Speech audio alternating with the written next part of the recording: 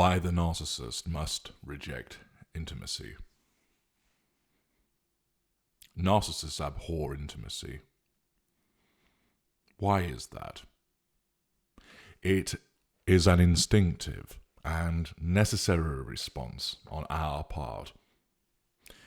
Intimacy creates attachment. As I have explained in Attachment is the Seat of Misery, we attach our victims to us, but we do not attach to you. If we became attached to our victims, we would not thrive and survive, because the necessity of control and our fuel needs would not be met. We must be in a position to move forwards, unhindered, unfettered, and unleashed. We must be free of anything which slows us down and prevents us from achieving the prime aims. Our necessity of being able to jettison our appliances in one guillotine action drives this rejection of attachment, and thus it follows.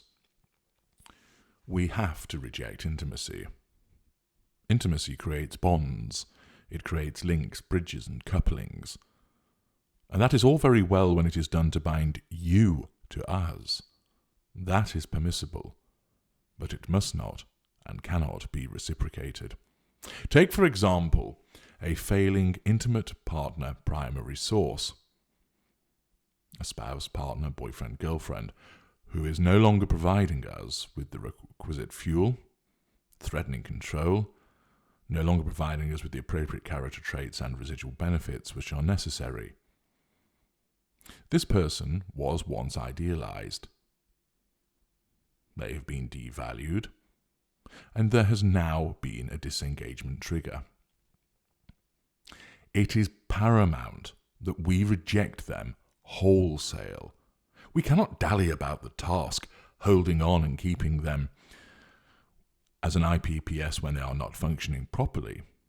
Of course, they will always belong to us, but in this instance, I'm talking about the actual application of them to us, our use of them. They're not functioning properly. We need to get rid.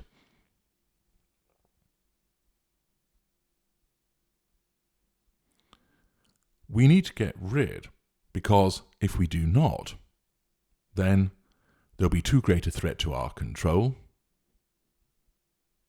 fuel levels will plummet, and quite possibly necessitate a fuel crisis, especially for the lesser and mid-range narcissists.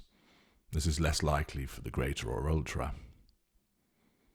A fuel crisis would arise because if the narcissist was bound to this malfunctioning appliance, then the narcissist would continue to engage with an appliance which is not delivering, and the narcissist, if attached in some way, would be dedicating too much time for too little reward. This would not be an efficient or an effective coupling. Time would then not be available to draw fuel from the secondary and tertiary sources to compensate for the shortcomings of the IPPS. If we are beholden to the IPPS when they are not delivering to the fullest extent, not only do we have a shortage of fuel, but our time is being wasted on them, so that we have no time to assert control and gain fuel from the secondary and tertiary sources that would alleviate, at least in the short term, the deficiency in fuel. This would then result in a fuel crisis, or at the least a reduction in fuel levels which would cause the narcissist to function less effectively and feel the presence more fully of that ever-present chasm of oblivion. The narcissist may have a candidate intimate partner secondary source waiting in the wings.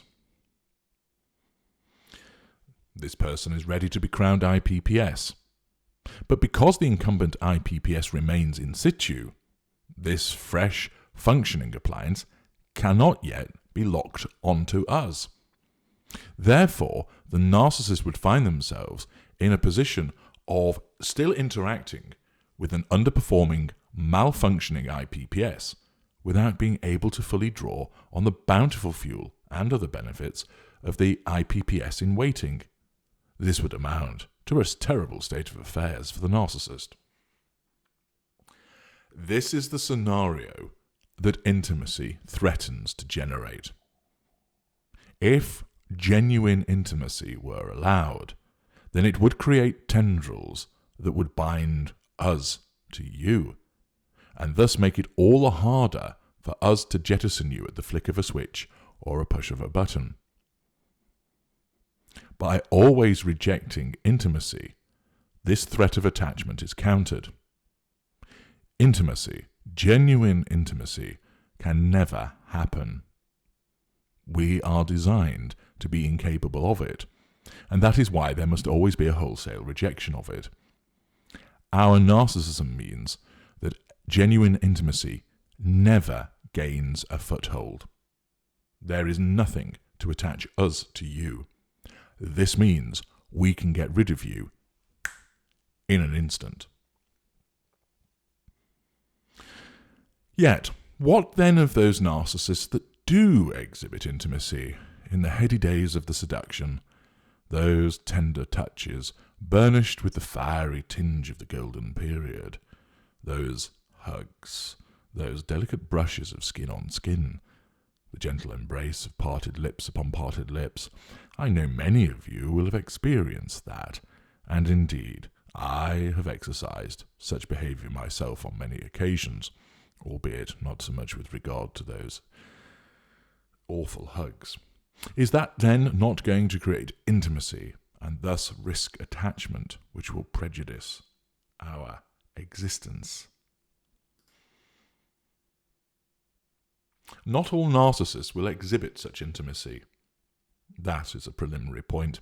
It is far less likely to occur within the lesser school of narcissist, especially lower lesser, middle lesser, and upper lesser type B. You might get some show of intimacy from the upper lesser type A. This false intimacy is far more evident amongst mid-range and greater narcissists and the ultra. Why does it appear if intimacy is abhorrent to us? Simply, as with all matters narcissist, our narcissism causes us to do whatever is necessary to acquire what is required for our existence and supremacy. If that means mirroring your delight in rescuing puppies, then we will do it.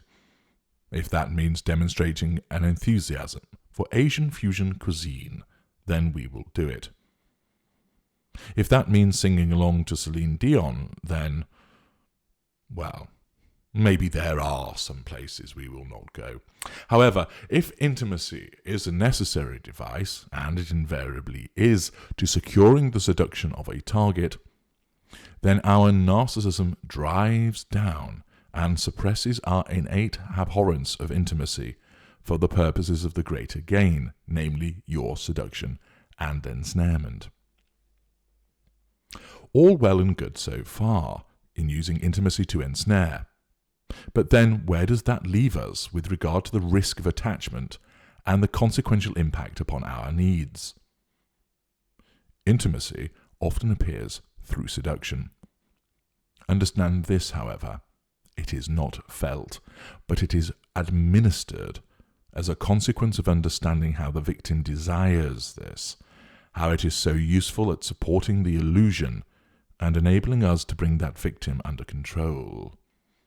Of course, its application is entirely instinctive, save with added calculation where the greater or ultra is involved, and is achieved through copying what has gone before and is seen elsewhere, between other people, in books, in film, what is spoken of by other people in various forms. The intimacy is manufactured and applied with a skill that causes this counterfeit tenderness to appear genuine. But it is not. It is superficial and merely a gloss. Yes, it appears to all intents and purposes to be something genuine. It is certainly real, because you do not imagine it. But it is not genuine, and because, as your emotional thinking surges, owing to your repeated and sustained entanglement with us, you do not scratch beneath the surface and accept that what you see is what you are truly getting. Thus, since it is not an emotional response but a learned one, this renders attachment unlikely to ever occur. However, our narcissism is not done yet. It must ensure that there is no risk whatsoever of attachment. Accordingly, stage 1 is the process of preventing attachment through the application of intimacy in an entirely shallow manner only. Stage 2 is the process of devaluation. The application of devaluation means that intimacy is then withdrawn. Gone are the hugs, either in their entirety, or they are replaced by brief cardboard stiff interactions. The long, lingering kiss is taken from you, and either has no replacement, or it is substituted with a brief peck on the lips, the cheek, or the forehead.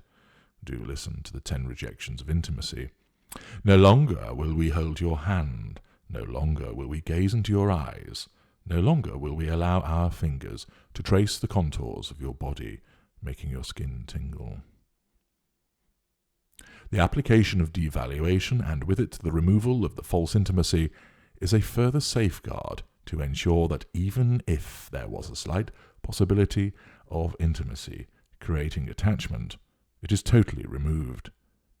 Devaluation paves the way for an eventual disengagement, if there is a trigger, so that the disengagement is swift, effective, and in one fell swoop. The guillotine blade falls. Imagine, if you will, an escape chute. For this to be effective, it must be clear and uncluttered. If vegetation, i.e. intimacy, grows across this chute, it might block it altogether and prevent a prompt escape, or it might be partial and slow and hinder the escape.